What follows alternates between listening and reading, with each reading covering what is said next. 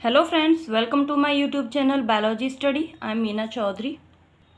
तो हमारा चैप्टर चल रहा था ह्यूमन हेल्थ एंड डिजीज़, जिसमें हमने लास्ट वीडियो में जो कॉमन डिजीज़ हैं ह्यूमंस की वो कंप्लीट की थी, जिनमें हमने मेनली कौन कौन सी डिजीज़ देखी थी। प्रोटोजोअन, वायरल, बैक्टीरियल एंड जो हेलमिंथिस डिजीज़ है एंड फंगल डिजीज़ हैं, वो सब हमने कंप्लीट कर लिए हैं। ठीक है, आज हम स्टार्ट कर रहे हैं उसके आगे से हम इम्यूनिटी।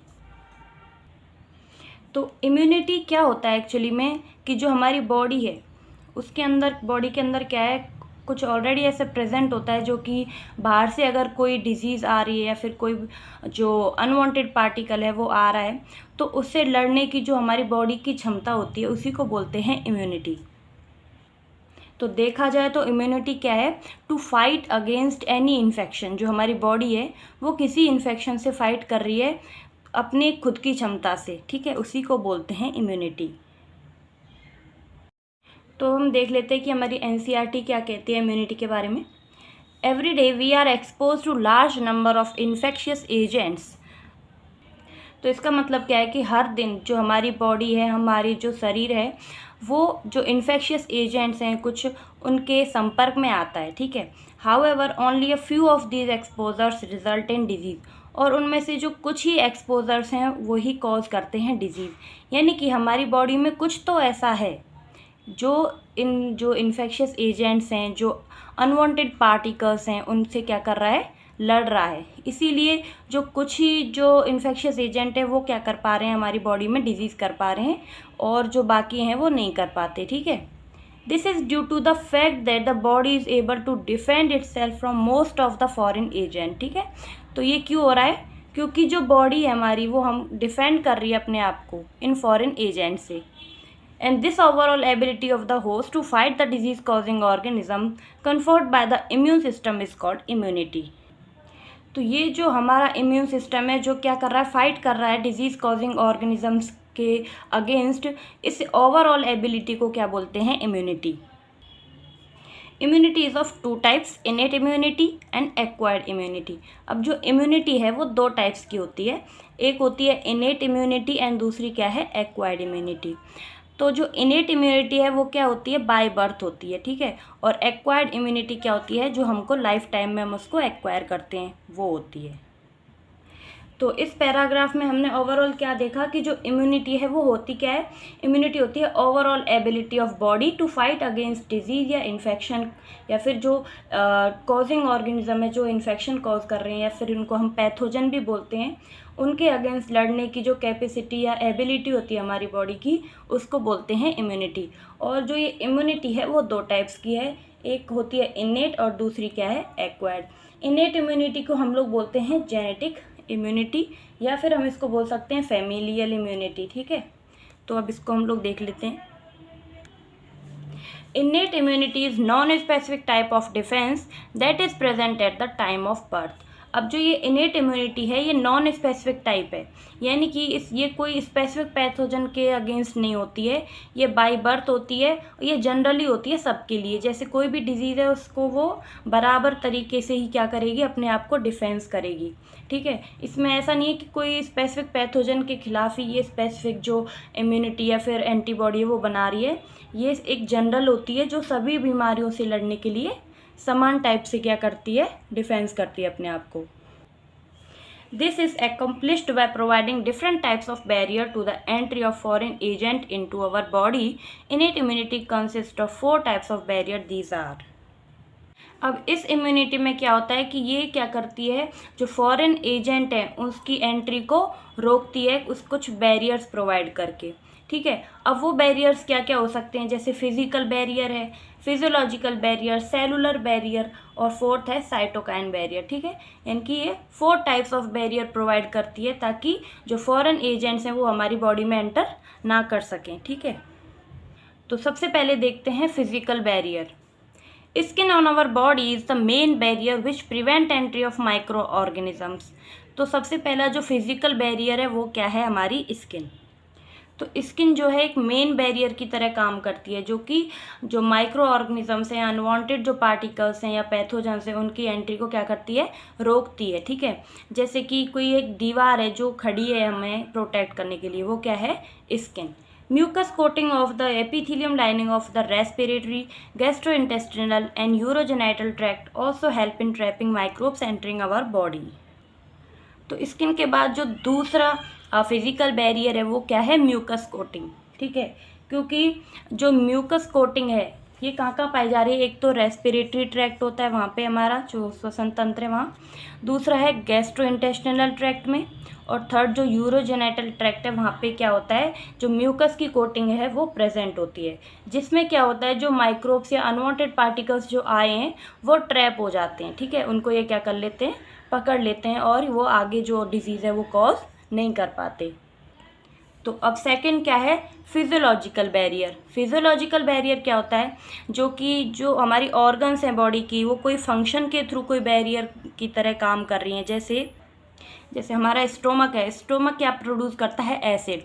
तो अगर वो एसिड प्रोड्यूस कर रहा है तो उससे क्या होगा कि जो माइक्रोब्स हैं वो मर जाएंगे एसिड नेचर की वजह से, ठीक है, क्योंकि पीएच क्या है, ज़्यादा है, तो माइक्रोब्स क्या हो जाएंगे, वहाँ पे ख़त्म हो जाएंगे। उसी तरह जो माउथ है, माउथ में क्या होता है, सलाइवा प्रेजेंट होता है।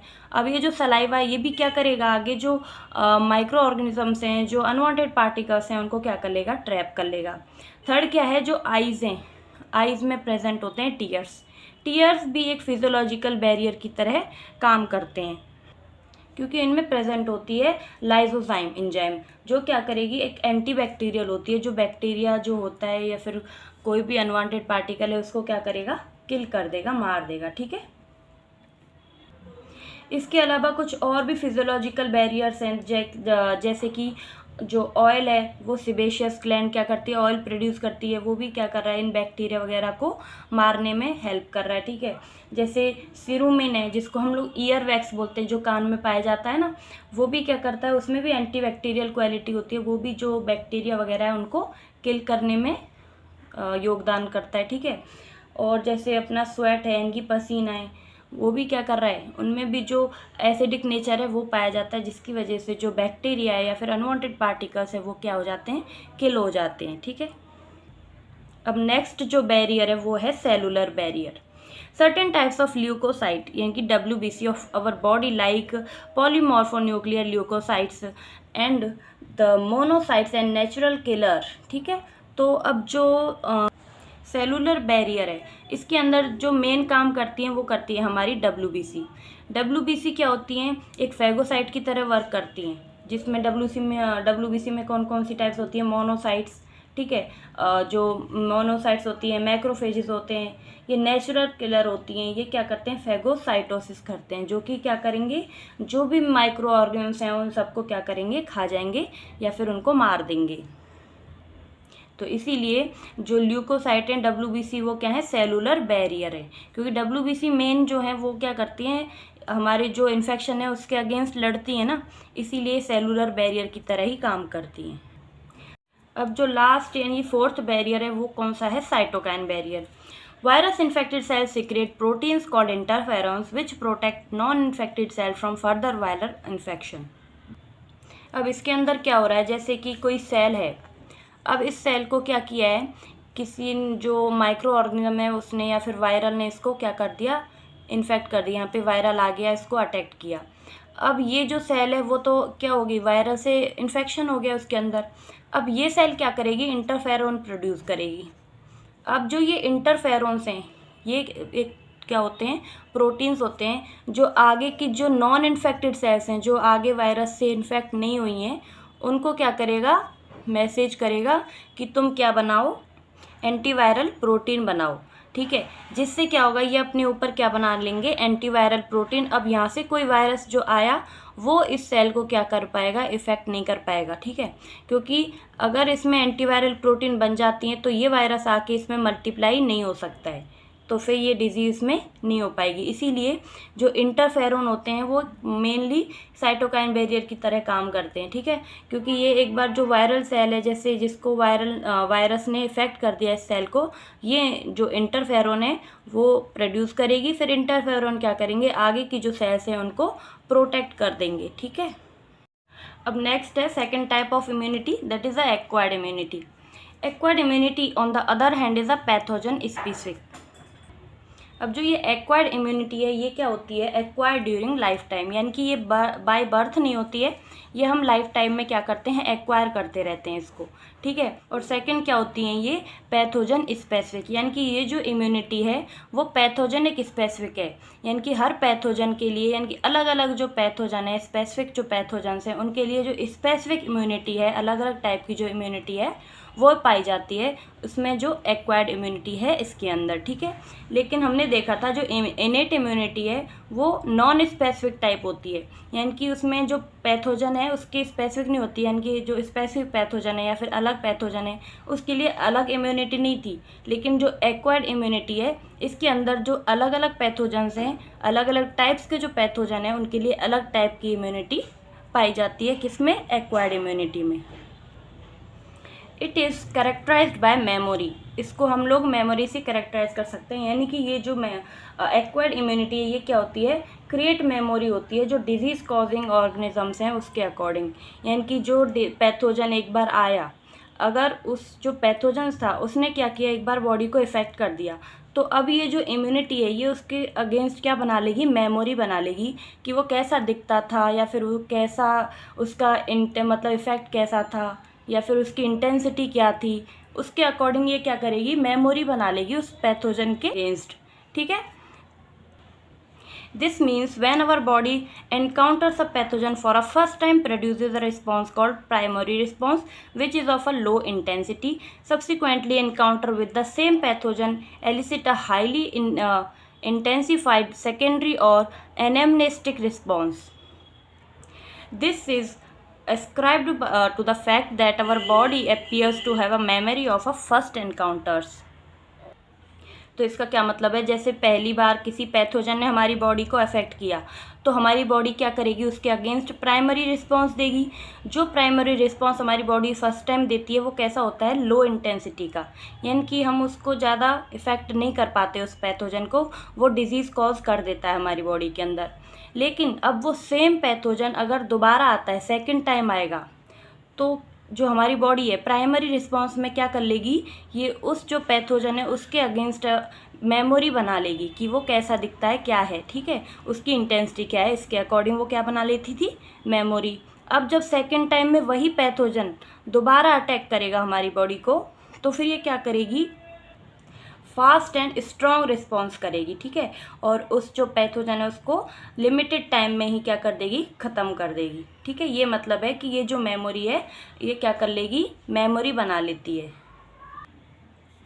The primary and secondary immune responses are carried out with the help of two specific types of lymphocyte present in our blood, that is a B lymphocyte and T lymphocyte.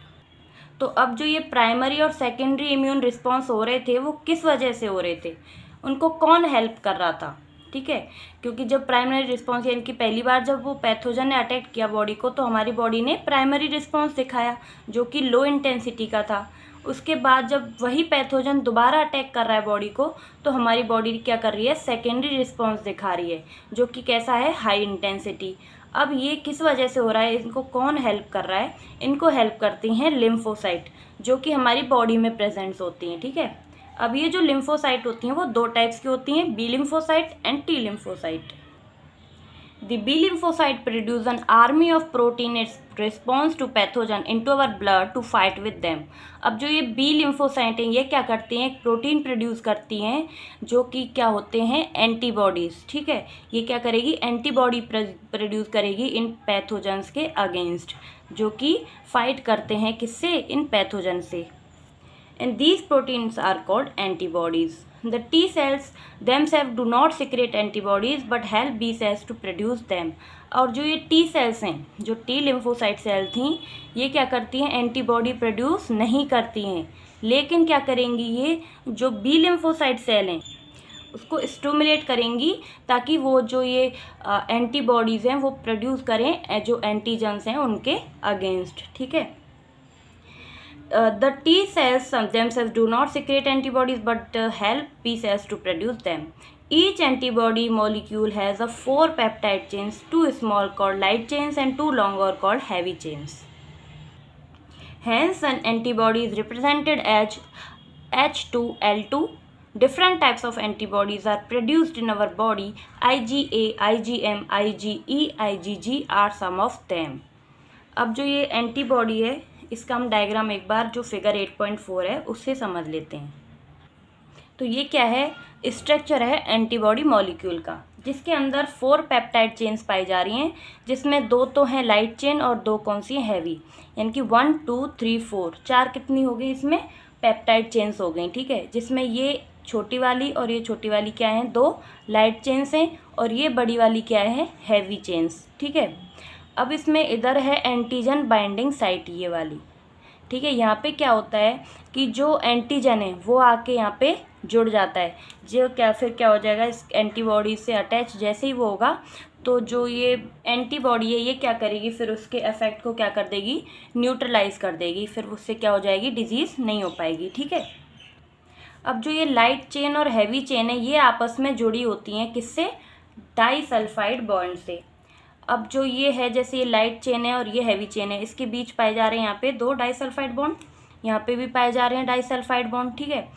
और 2 जो हैं वो पाए जाते हैं जो खाली जो 2 हैवी चेन्स हैं उनको आपस में जोड़ने के लिए, यहाँ पे ये 2 डाइसल्फाइड बॉन्ड, यानी कि टोटल इसमें पाए जा रहे हैं जो एंटीबॉडी का मॉलिक्यूल है इसके अंदर टोटल 16 डाइसल्फाइड बॉन्ड्स पाए जाते हैं, ठीक है।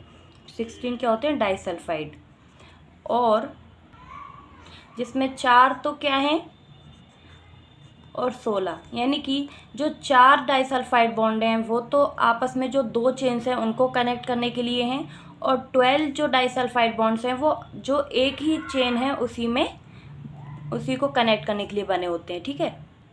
अब जहाँ पे जो एंटीजन है वो आके बाइंड करता है, यानी कि जो एंटीजन बाइंडिंग साइट है यहाँ पे इसको क्या बोलेंगे, एपिटोप, ठीक है, क्योंकि यहाँ पे एंटीजन आके बाइंड करता है। जो यहाँ पे है वो होता है पैराटोप, जो ऊपर प्रेजेंट होता है ये होती है एंटीबॉडी साइट, ठीक है। इसको बोलते हैं एंटीबॉडी साइट ये पूरा, और यहाँ पे जब अंदर की साइड जो एंटीजन आके अटैच करेगा यानी कि एंटीजन बाइंडिंग साइट होगी उसको बोलते हैं हम एपिटोप। तो ये हमने देख लिया कि एंटीबॉडी जो मॉलिक्यूल है उसका कैसा स्ट्रक्चर होता है।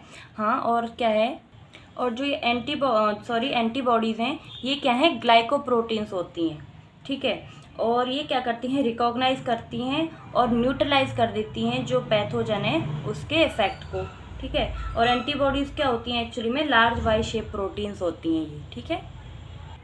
तो यहाँ तो हमने देख लिया कि एंटीबॉडी क्या है।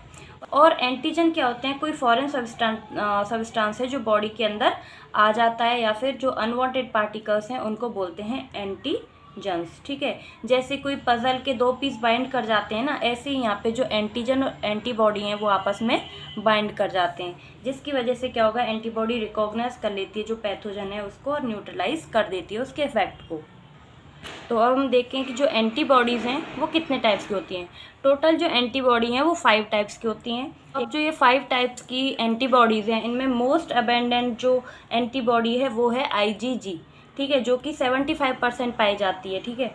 जिसमें जो IgG है वो हमें क्या मिलती है, जो हमारी मदर है उसके प्लेसेंटा से ये आ जाती है, जो फीटस है उसके अंदर स्मॉल साइज़ की होती है, इसी वजह से ये जो प्लेसेंटा है उसको क्रॉस कर जाती है, ठीक है। और सेकंड जो मोस्ट अबेंडेंट एंटीबॉडी है वो है IgA, जो कि 15 to 20% पाई जाती है, जो प्रेजेंट होती है जो मदर का फर्स्ट मिल्क होता है जिसको कोलेस्ट्रम बोलते हैं उसके अंदर। तो ये मदर से ये फीटस में चली जाती है जब वो जो चाइल्ड है, जो बेबी है, वो फर्स्ट टाइम जो फीड करता है मिल्क को उसके साथ ही, ठीक है। तो ये जो 2 एंटीबॉडीज़ हैं IgG और IgA, ये हमको जो चाइल्ड है उसके अंदर मदर से जाती हैं नेचुरली। फिर है एंटीबॉडी IgM, जिसको बोलते हैं लार्जेस्ट एंटीबॉडी, क्योंकि ये जो साइज़ है इसका सबसे बड़ा होता है, ठीक है। फिर है IgE, जो कि एलर्जिक रिएक्शन में काम आती है। और 5th जो है वो है IgD, जिसको बोलते हैं मेम्ब्रेन बाउंड एंटीबॉडी। तो ये जो IG है इसका क्या मतलब है, इम्यूनोग्लोबुलिन G या फिर A या फिर M ऐसे करके, ठीक है, समझ गए। अब नेक्स्ट जो ये एक्वायर्ड इम्यूनिटी है ये भी 2 टाइप्स की है, एक है ह्यूमरल इम्यूनिटी एंड सेकंड क्या है, सेल मीडिएटेड इम्यूनिटी, जो अब हम देख लेते हैं आगे। Because these antibodies are found in the blood, the response is called as a humoral immune response. This is one of the two types of acquired immune response, antibody mediated. And the second type is called cell mediated immune response or cell mediated immunity.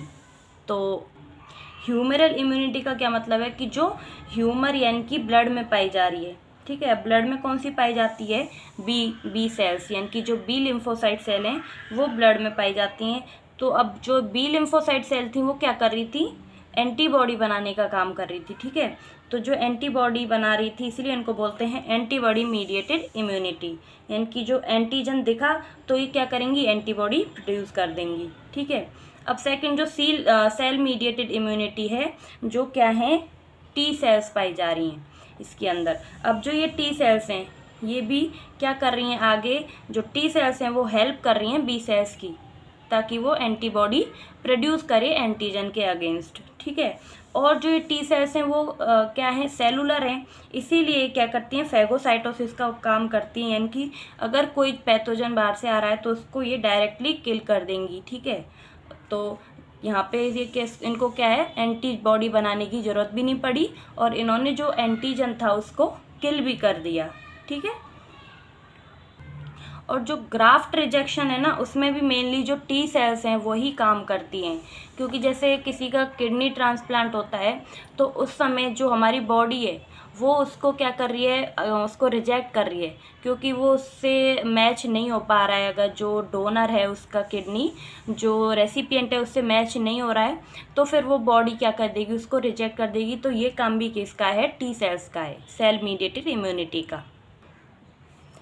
The T lymphocyte mediate CMI very often when same human organs like heart, eye, liver, kidney fail to function satisfactorily. Transplantation is the only remedy to enable the patient to live normal life. तो इसीलिए जैसे organs वगैरह हैं, कौन सी जो heart है, आई है, liver है, आई जो किडनी फेल हैं, ये सब जो ट्रांसप्लांटेशन है इनमें कौन सी जो इम्यूनिटी है वो काम कर रही है? सेल मीडिएटेड इम्यूनिटी, यानी कि टी लिम्फोसाइट्स, ठीक है। Then a search begin to find a suitable donor. तो इसीलिए जो सुटेबल डोनर है जो उससे मैच करे वही फाइंड करके जो ट्रांसप्लांट है वो सक्सेसफुल किया जाता है। Why it is that the organs can not be taken from just anybody. तो इसका क्या मतलब है कि जो ऑर्गन्स है वो किसी से भी हम लोग क्यों नहीं ले सकते हैं? क्योंकि अगर जो बॉडी है हमारी वो इसको रिस्पॉन्स ही नहीं करेगी, जिस हमारी जो बॉडी है उसको वो अपनी जो ऑर्गन्स हैं उनको क्या करती है? पहचानती है। इसीलिए अगर कोई फॉरेन चीज़ आती है हमारी बॉडी के अंदर तो हमारी बॉडी उसको रिजेक्ट करती है, ठीक है।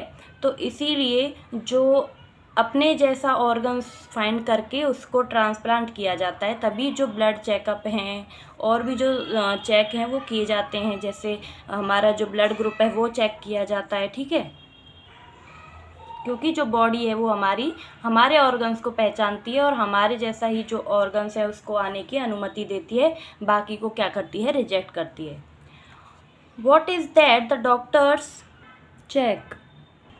तो डॉक्टर्स मेनली क्या चेक करते हैं? जैसे ब्लड ग्रुप हो गया, ब्लड टाइप हो गया, या और भी कुछ चेकअप्स हैं जो डॉक्टर करते हैं। उसके बाद ही जो ट्रांसप्लांटेशन प्रोसेस है उसको करते हैं एक सुटेबल डोनर ढूंढने के बाद।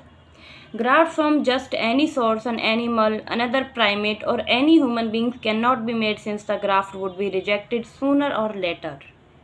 तो इसीलिए जो ट्रांसप्लांट है हम किसी से भी नहीं ले सकते हैं, ठीक है। तो इसके लिए हमें एक सुटेबल डोनर ढूंढना होता है। टिश्यू मैचिंग, इसमें मेन जो हमें टिश्यू मैचिंग करते हैं कि जो डोनर है और रेसिपिएंट है उनका टिश्यू मैच कर रहा है या फिर नहीं, ब्लड ग्रुप मैच कर रहा है या फिर नहीं, ठीक है। Essential before undertaking any graft transplant और even after this the patient has to take immunosuppressant all his her life. और इसके साथ ही जो इम्यूनोसप्रेसेंट हैं, यानी कि जो हमारे इम्यून सिस्टम है उसको सप्रेस करने के लिए कुछ जो मेडिसिन्स हैं वो दी जाती हैं पेशेंट को, जो हम उसकी लाइफ है उसकी पूरी लाइफ टाइम, ठीक है, ताकि जो हमारा इम्यून रिस्पॉन्स है वो उसको रिजेक्ट ना करे और उनको दबा के रखे, ठीक है। And the body is able to differentiate self and non self and the cell mediated immune response is responsible for the graft rejection. क्योंकि जो हमारी बॉडी है वो डिफ्रेंशिएट करने में कैपेबल है कि जी हमारी जो ऑर्गन है वो है या फिर किसी फॉरेन ऑर्गन है। तो इसीलिए जो ट्रांसप्लांटेशन है उसको रिजेक्ट करने में जो है वो सेल मीडिएटेड इम्यूनिटी यानी कि जो टी सेल्स हैं उनका पूरा योगदान रहता है। ठीक है, इसीलिए जैसे कि कोई ट्रांसप्लांटेशन हो रहा है उसमें जो हमारा इम्यून सिस्टम है वो क्या कर रहा है, डिफ्रेंशिएट इजीली कर सकता है कि ये हमारा ऑर्गन है और ये फॉरेन ऑर्गन है। इसीलिए जो सेल मीडिएटेड इम्यूनिटी है, टी लिम्फोसाइट है, वही क्या करती है, ये जो ट्रांसप्लांट है या फिर जो ग्राफ्ट रिजेक्शन है उसमें जो मेनली कौन फॉलो कर रहा है उसको, टी लिम्फोसाइट्स। ठीक है, तो अब हम देखते हैं हमारा next topic active and passive immunity. ठीक है, इससे पहले हम देख लेते हैं कि जो हमारी बी सेल्स थी ना वो भी दो टाइप्स में डिवाइड थी, एक प्लाज्मा बी सेल्स और दूसरा मेमोरी बी सेल्स। क्योंकि जो बी सेल्स थी वो क्या बना रही थी, एंटीबॉडी बनाने का मेन काम कर रही थी, लेकिन उसके अंदर भी जो प्लाज्मा बी सेल्स हैं ना वो एंटीबॉडी बनाती हैं, और जो मेमोरी बी सेल्स हैं वो क्या करती हैं, जो ये एंटीजन है इनकी मेमोरी का पता करती हैं, इनकी मेमोरी को ये क्या कर लेती हैं, अपने अंदर बना लेती हैं। ठीक है, तो जो बी सेल्स हैं उसमें मेनली जो प्लाज्मा बी सेल्स हैं वो एंटीबॉडी प्रोड्यूस कर रही हैं, और जो मेमोरी बी सेल्स हैं वो एंटीजन की मेमोरी बना रही हैं। ठीक है, वो एंटीबॉडी प्रोड्यूस नहीं कर रही हैं, सिर्फ उनकी मेमोरी क्या कर रही हैं, बना रही हैं। लेकिन ये जो है मेमोरी जो बी सेल्स हैं ये सेकेंड टाइम में क्या करती हैं, इनका ज़्यादा योगदान रहता है, क्योंकि जब सेकेंड टाइम में जो पैथोजन है वो अटैक करता है बॉडी को, तब ये जो फास्ट एंड स्ट्रॉन्गर रिस्पॉन्स हैं वो दिखाती हैं। अब जो ये इम्यूनिटी हैं वो दो टाइप की हैं, एक्टिव एंड पैसिव। अब जो एक्टिव इम्यूनिटी हैं ये क्या होती हैं, when bodies own cell start forming antibody, और जो ये हैं वो होती हैं लॉन्ग लास्टिंग। ठीक है, पैसिव में क्या होता है, प्री फॉर्म जो एंटीबॉडीज़ हैं वो दी जाती हैं इंडिविजुअल को, लेकिन एक्टिव में क्या हो रहा है कि जो हमारी बॉडी है वो अपने आप क्या बना रही है, एंटीबॉडी बना रही है जो एंटीजन है या पैथोजन है उसके अगेंस्ट। ठीक है, और पैसिव में हम जो बाहर से यानी कि पहले से ही बनी बनाई जो एंटीबॉडीज़ हैं वो दे रहे हैं इंडिविजुअल को। तो एक बार देख लेते हैं यहाँ से, when a host is exposed to antigens which may be in the form of living or dead microbes or other proteins, antibodies are produced in the host body। अब जैसे ही हमारी बॉडी जो है वो एंटीजन के संपर्क में आती है तो क्या होता है, हमारी जो बॉडी है वो एंटीबॉडी बनाना स्टार्ट कर देती है। यानी कि जो बाहर से एंटीजन आ रहा है वो किसी भी फॉर्म में हो सकता है, डेड फॉर्म में भी हो सकता है या फिर लिविंग फॉर्म में भी हो सकता है या फिर वो कोई प्रोटीन्स भी हो सकता है। ठीक है, तो इसीलिए जो हमारी बॉडी है वो क्या बनाएगी, उसके अगेंस्ट एंटीबॉडीज़ बनाएगी। And this type of immunity is called active immunity. इसी को क्या बोलते हैं, एक्टिव इम्यूनिटी। कि हमारी बॉडी जब कोई बाहर से पैथोजन अटैक कर रहा है, एंटीजन अटैक कर रहा है, तो अपने आप हमारी बॉडी क्या बना रही है, उसके अगेंस्ट हमारी बॉडी के अंदर एंटीबॉडीज़ बन रहे हैं, तो इसी को बोलते हैं active immunity. Active immunity is slow and take time to give its full effective response. और जो ये एक्टिव इम्यूनिटी है वो कैसी होती है, स्लो होती है, और ये क्या करती है, टाइम लेती है अपना जो इफ़ेक्ट है उसको दिखाने में, अपना रिस्पॉन्स दिखाने में। ठीक है, injecting the microbes deliberate during immunization और infectious organisms gaining access into body during natural infection induce active immunity. अब जो ये एक्टिव इम्यूनिटी है ये दो टाइप्स की है, एक है नेचुरल और सेकंड क्या है, आर्टिफिशियल। नेचुरल में क्या होता है, जो सब क्लिनिकल इन्फेक्शन है उसके अकॉर्डिंग क्या हो रहा है इसमें, जैसे अपने आप ही कोई डिजीज़ हो गई है हमारे अंदर, कोई माइक्रोब आया, कोई पैथोजन आया, उसने हमारी बॉडी को अटैक कर दिया, तो नेचुरली फिर हमारी बॉडी उसके अगेंस्ट क्या बनाएगी, आगे एंटीबॉडीज़ बनाएगी। ठीक है, जैसे एक बार हमने जो प्राइमरी रिस्पॉन्स है हमारी बॉडी ने दिखाया, फिर उसने मेमोरी फीड कर ली उस पैथोजन के खिलाफ, उसके बाद फिर जो सेकंड टाइम वही पैथोजन आके अटैक करता है तो हमारी बॉडी में उसके अगेंस्ट ऑलरेडी क्या है, एंटीबॉडीज़ बन जाते हैं। तो वही है नेचुरल मेथड में कि जो सब क्लिनिकल इन्फेक्शन है वो होता है तभी हमारी बॉडी क्या बनाएगी, इसके अगेंस्ट एंटीबॉडीज़ बना लेगी। ठीक है, और आर्टिफिशियल मेथड में क्या हुआ है, जो एक्टिव इम्यूनिटी है उसमें जो सेकंड टाइप है आर्टिफिशियल मेथड, इसमें क्या होगा, हम देंगे वैक्सीनेशन या फिर इम्यूनाइजेशन। वैक्सीनेशन के थ्रू क्या करते हैं हम, जो हमारी बॉडी है उसके अंदर जो वीकन्ड एंटीबॉडी हैं यानी कि जो वीक एंटीजन्स हैं, वीक एंटीजन क्या करते हैं हमारी बॉडी के अंदर इंजेक्ट कर देते हैं। ठीक है, अब वो एंटीजन थोड़ा बहुत इफ़ेक्ट दिखाता है हमारी बॉडी में, लेकिन वो डिजीज़ नहीं कर पाता है, क्योंकि क्या होता है, वो वीक होता है। तो इसीलिए अब जब बॉडी को एंटीजन मिला तो बॉडी क्या बनाएगी, उसके अगेंस्ट एंटीबॉडीज़ बनाएगी। ठीक है, जैसे बचपन में क्या बच्चों के टीकाकरण वगैरह होते हैं ना, तो वो इसीलिए होते हैं। ठीक है, क्योंकि जो बॉडी है हमारी वो उनके खिलाफ एंटीबॉडी बना सके और आगे फिर उनको वो डिजीज़ ना हो। इसीलिए जो वैक्सीनेशन है वो आर्टिफिशियल मेथड है किसका, एक्टिव इम्यूनिटी का। When ready-made antibodies are directly given to protect the body against foreign agent is called passive immunity। अब जो पैसिव इम्यूनिटी में क्या हो रहा है, प्री फॉर्म एंटीबॉडीज़ यानी कि जो रेडीमेड एंटीबॉडीज़ हैं वो दी जा रही हैं इंडिविजुअल को। ठीक है, बाहर से इंजेक्ट की जा रही है, इंजेक्शन के थ्रू मान लो। Do you know why mother's milk is considered very essential for the newborn infant? The yellowish fluid colostrum secreted by mother during the initial days of lactation has abundant antibodies IgA to protect the infant, and the fetus also receives some antibodies from their mother through the placenta during pregnancy. These are some example of passive immunity। तो अब जो ये passive immunity है ये भी क्या है, दो टाइप्स की, एक है नेचुरल, सेकंड है आर्टिफिशियल। तो इसमें क्या बताया गया कि जो मदर मिल्क है वो क्यों इसेंशियल है, जो न्यू बॉर्न इन्फेंट है, न्यू बॉर्न बेबीज़ हैं उनके लिए क्यों ज़रूरी है, क्योंकि जो पैसिव इम्यूनिटी है उसके अंदर जो नेचुरल मेथड है, नेचुरल मेथड में क्या होता है कि जो IgG एंटीबॉडी है और IgA एंटीबॉडीज़ हैं ये क्या होती हैं, नेचुरली जो मदर से क्या किस में चली जाती हैं, बच्चे में चली जाती हैं। कैसे कि जो IgG है वो तो मदर्स के प्लेसेंटा में प्रेजेंट होती है, इसलिए वो प्लेसेंटा को क्रॉस करके वो बेबी यानी कि इन्फेंट के अंदर, फीटस के अंदर चली जाती है। ठीक है, नेचुरल तरीके से। और सेकंड जो IgA एंटीबॉडी है ये क्या होती है, जो ब्रेस्ट मिल्क है मदर का उसमें पाई जाती है।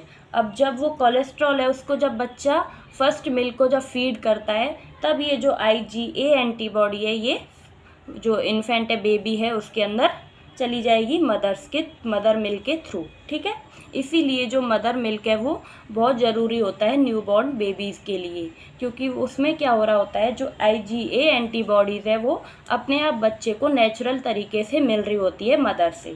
ठीक है, और जो इसमें सेकंड टाइप है पैसिव इम्यूनिटी का वो है आर्टिफिशियली। आर्टिफिशियली हम कैसे जो इम्यूनिटी है वो देते हैं, जैसे बाहर से इंजेक्ट की जाती है जो एंटीबॉडीज़ हैं वही, क्योंकि जैसे एग्जांपल हैं एंटी स्नेक विनोम और एंटी टेटनस सीरम।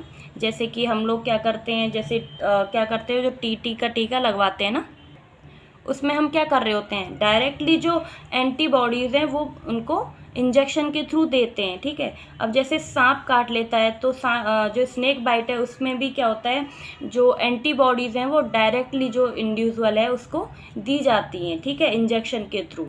इसीलिए ये कैसी हैं, आर्टिफिशियल हैं, क्योंकि ये पहले से बनी बनाई जो एंटीबॉडीज़ हैं यानी कि प्री फॉर्म जो एंटीबॉडीज़ हैं रेडीमेड, ये दी जा रही हैं इंडिविजुअल को, क्योंकि नेचुरल तरीके में तो बनी बनाई कैसे दी जा रही हैं, मदर से बच्चे के अंदर, और आर्टिफिशियली में ये डायरेक्टली इंजेक्ट करते हैं इंजेक्शन के थ्रू। जैसे एग्जांपल क्या है, एंटी स्नेक विनोम और एंटी टेटनस सीरम।